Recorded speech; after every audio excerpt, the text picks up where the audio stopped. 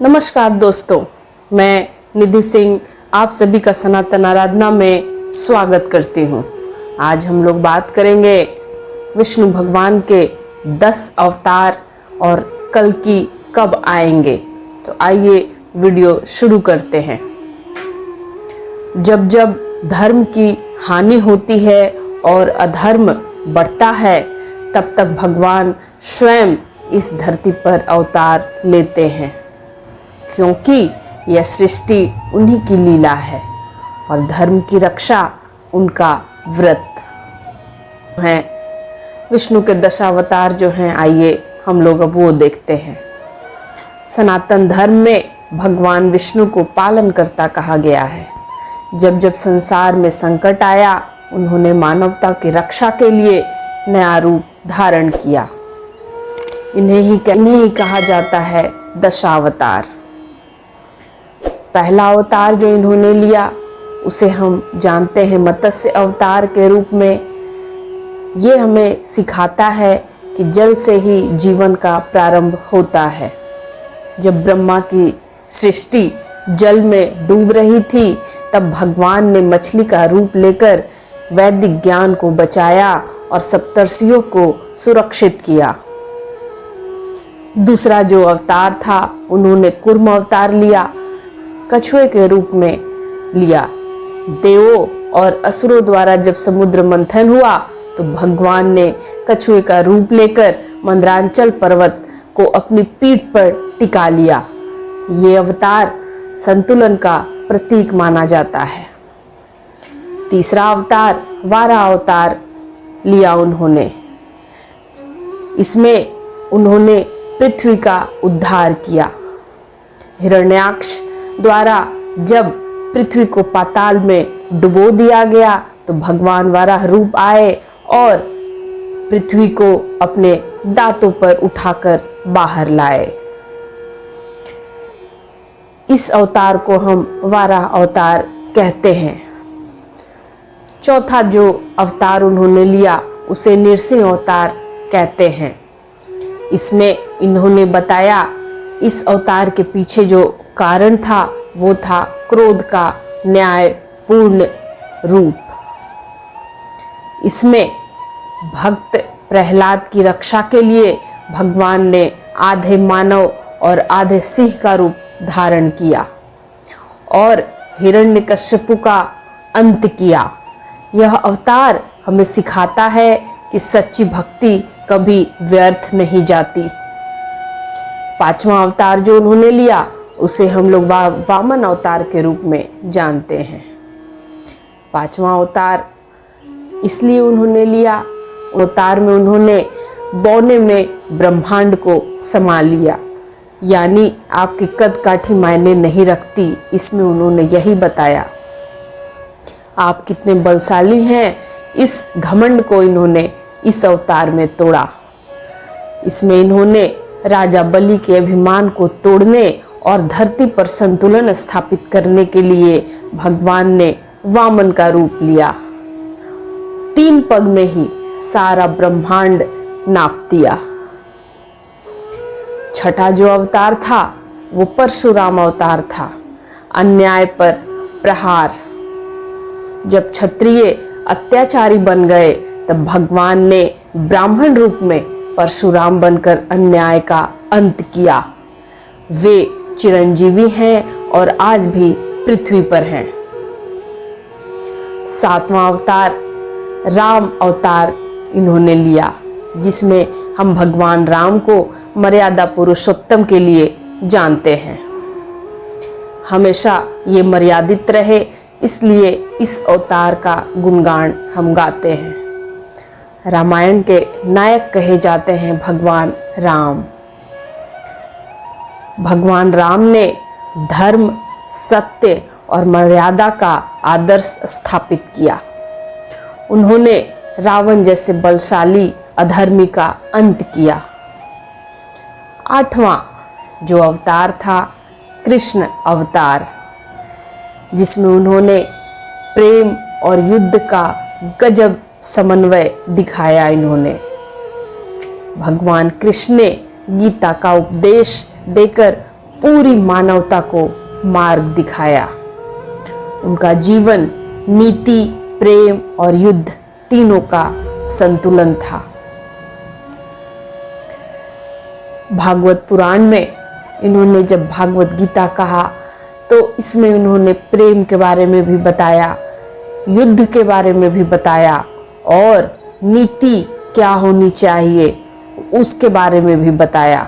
तो ये तीनों का संयमित रूप इसमें इन्होंने बताया है।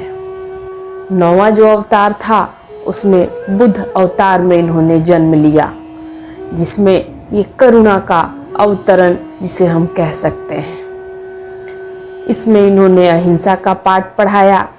कुछ परंपराओं में भगवान बुद्ध को विष्णु का 9वां अवतार माना जाता है।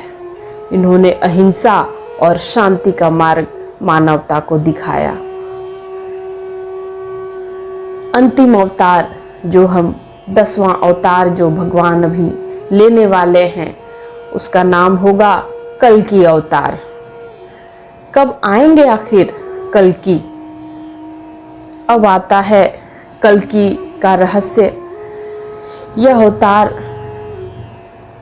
अवतार जो अभी हुआ नहीं लेकिन भविष्य में अवश्य होगा। शास्त्रों के अनुसार कलयुग के अंत में जब अधर्म चरम पर होगा तब मनुष्य का हृदय पाषाण बन जाएगा, अर्थात पत्थर का हो जाएगा। पाषाण मतलब पत्थर का। अभी भी आप देखते होंगे बहुत लोग पत्थर दिल होते हैं। कोई रो रहा है, कोई तड़प रहा हो, उसके मन पर कोई असर नहीं होता। भले ही वो अपने घर में हो, बाहर हो, पशु पक्षी हो, किसी के प्रति उसकी कोई जवाबदेही नहीं। ऐसे लोग भी इस धरती पे हैं। माँ बाप को परेशान करते हैं, बाहर जाओ पशु पक्षी को परेशान करते हैं। अगर कोई रोड पर पशु दिख जाए, कभी उसको एक डंडा मार दिया, फालतू का परेशान कर दिया, तो ऐसे लोग पत्थर दिल ही होते हैं। किसी को नुकसान पहुंचाकर आप खुश नहीं रह सकते। लेकिन वो लोग ये सब नहीं समझते और ये सब करते रहते हैं। जब इंसान का दिल पत्थर का हो जाए, जब माया ही ईश्वर बन जाए, तब कल्कि एक दिव्य योद्धा के रूप में प्रकट होंगे। कौन है ये कल्कि? भगवान कल्कि एक दिव्य अश्वरोही योद्धा के रूप में प्रकट होंगे। उनके हाथ में तलवार होगी। उनका वाहन एक श्वेत घोड़ा अर्थात सफेद घोड़ा होगा। नाम होगा उसका देवदत्त। और कहाँ जन्म लेंगे ये कल्कि? श्रीमद् भागवत पुराण में लिखा गया है, भाग 12 में और दूसरे अध्याय में लिखा गया है। भागवत पुराण के अनुसार कल्कि का जन्म संभल गांव में होगा, जो कि यूपी में है, मुरादाबाद जिले के निकट माना जाता है। उनके पिता का नाम होगा विश्वन्याय। कल्कि आखिर कब आएंगे? अब प्रश्न उठता है, कल्कि आखिर आएंगे कब? सबके मन में यही प्रश्न है। शास्त्रों के अनुसार कलयुग की अवधि 4,32,000 वर्ष मानी गई है, जिसमें अभी मात्र 5,000 वर्ष ही हुआ है। इसका अर्थ है कल्कि अवतार को प्रकट होने में अभी लाखों वर्ष शेष हैं। लेकिन कई संत और भक्तों का मानना है जब अधर्म तेजी में बढ़ता है, बहुत स्पीड अगर पकड़ ले अधर्म, तब भगवान की लीला समय से पहले भी घट सकती है। कुछ भविष्यवक्ताओं के अनुसार कल्कि अवतार 21वीं सदी के उत्तरार्ध में या 22वीं सदी के आरंभ में हो सकता है। लेकिन यह रहस्य तो केवल नारायण ही जानते हैं। कब किसका अवतार होगा और कब भगवान स्वयं अवतार लेंगे, ये भगवान ही जानते हैं। हम बस इंतज़ार कर सकते हैं भगवान कब आएंगे इस धरती से। ये सब जो पाप हो रहा है वो सब का अंत होगा। जब कल की अवतार होंगे, हम होंगे या नहीं पता नहीं। हर युग में भगवान आते जरूर हैं।